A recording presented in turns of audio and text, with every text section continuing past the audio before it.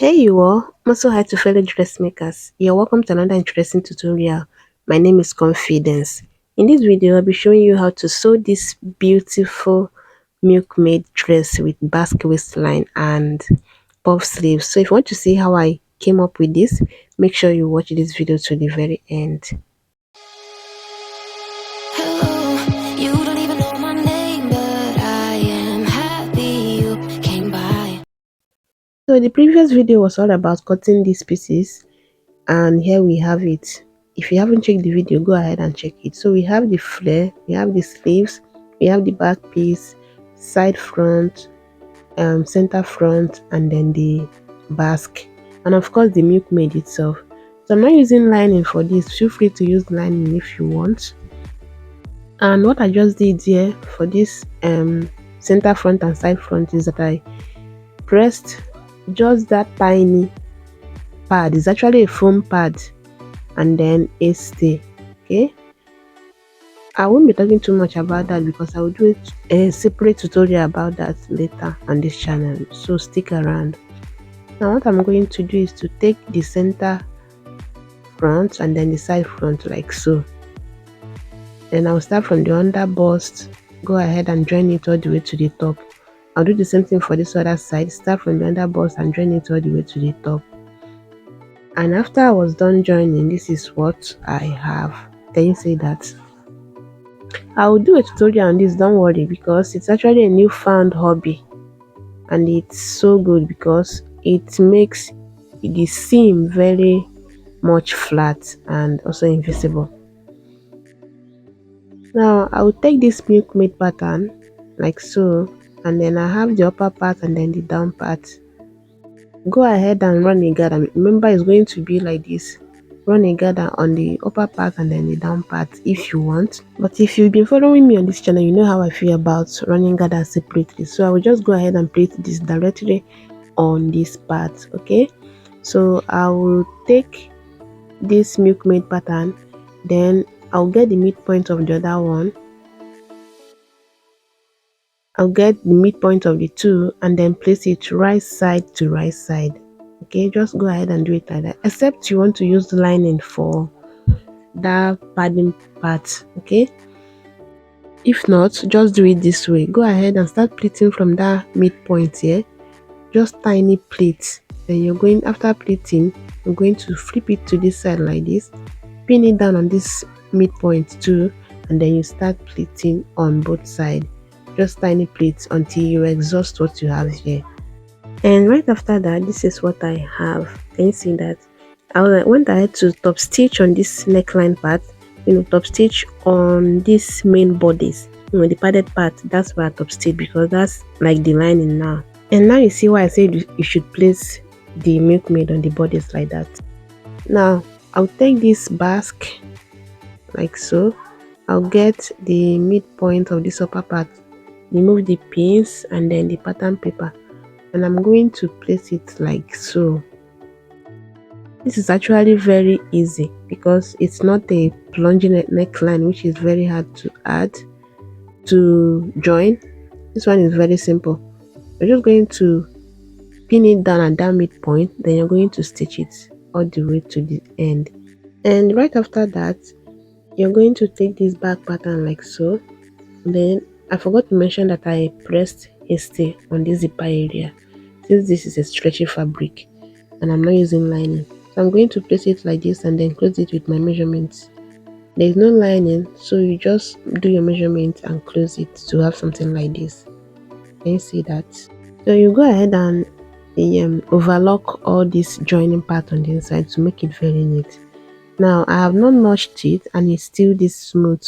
What I'm going to do now is to go ahead and notch it. I don't know if you can see the curve, the stitches there. I just followed the curve that I have there. I'm just going to give it a good notch here, just 3 notch, one on the center, one on one side and one on the other side. So the reason why this part is kind of longer is because we'll be fixing our zipper there, and you see that we already turned the front pattern. So I went ahead to use this bias to tape both the upper part of this sleeve and then the down part, just to create a casing for the elastic. Feel free to use any size of elastic that you want, but I'll be using this one here.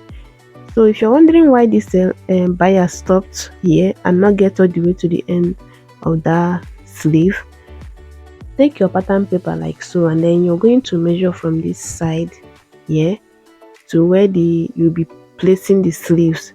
And for me here, I have 2.5. I'm going to measure the same thing here, and I'll measure the 2.5, then I'll measure what I have left, and it's about 3 inches. Okay, so I would measure on this sleeve, and it's the same with the sleeve, meaning that the elastic will stop that part where the buyer stops. Okay, so I'm going to go ahead and insert the elastic in this casing that we created already. You can use safety pin if you want, but I want to use this thread like so. And if you want to use thread and needle like me, make sure the thread there is very much short.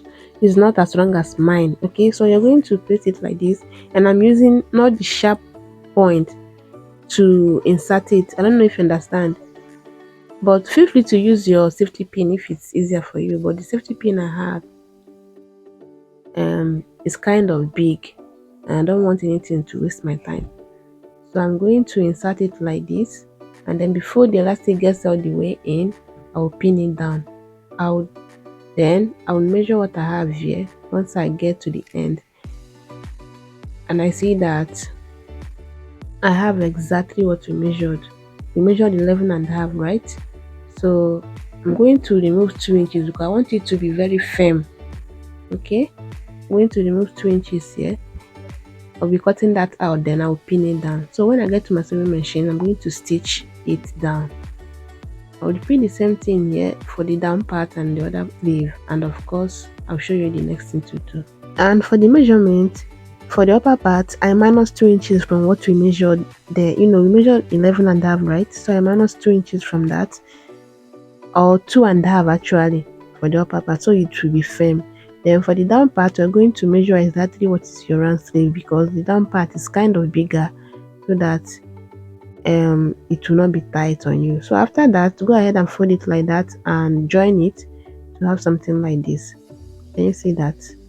So first I stitch down the elastic so that even if I lose this joining here, it's not going to affect the elastic. It's not going to make the elastic go inside the casing. I don't know if you understand. So keep that aside now, and then we'll work on the down part of this dress, the skirt part. So I have this brush pink satin too. The fabric we're using for the dress is crepe, but this one is satin, silk satin. So I'm going to fold it into two like so, fold it again, and then fold it yet again like so, because I want to cut for the 4 pieces of the pocket together, and I'm going to mark 11 inches. I'll just make it 12 anyway. I'll mark 12 here, and then you see me curve it to the side like so. And right after curving, I'll just go ahead and cut it out, just as you can see me do here. So by the time I open it, I have 4 pieces all together. So 2 for one side, and then the other 2 for the other side. Now, take the skirt, the flare part, and then you're going to place it like this, open it up to have both the front and then the back. Now on this part, you're going to, you see what I did? You're going to take one of the pockets, and then you're going to place it like so, right side facing right side on one part of the flare, making sure that it's actually the right side of your flare and then the right side of the pocket. I'm going to measure 3 inches down, so by the time I'm done, I'll be left with 2.5, because I don't want the pocket to be too up or too down. So that 3 inches is just okay for me. Then I'm going to pin it down like that. On this other side too, I'm going to measure 3 inches, take another pocket, right side facing right side, then I'm going to pin it down too. So after that, I'm just going to stitch it down there that I pinned first, and right after stitching it, I'm going to place it like this, okay, and close it up. I'll start here, If you want to start with 1 inch, make sure you maintain that 1 inch when you come out of this other side. Don't worry, I will show you. So mark 1 inch until you get to where the pocket starts, about half inch away from that point, and then you're going to stitch it, corner it all around like this. So you're going to corner it like that. You can decide to, this part of the pocket, you can decide to use half inch to stitch it all around. Then when you want to come out of here, make sure you maintain the same thing you started on the upper part.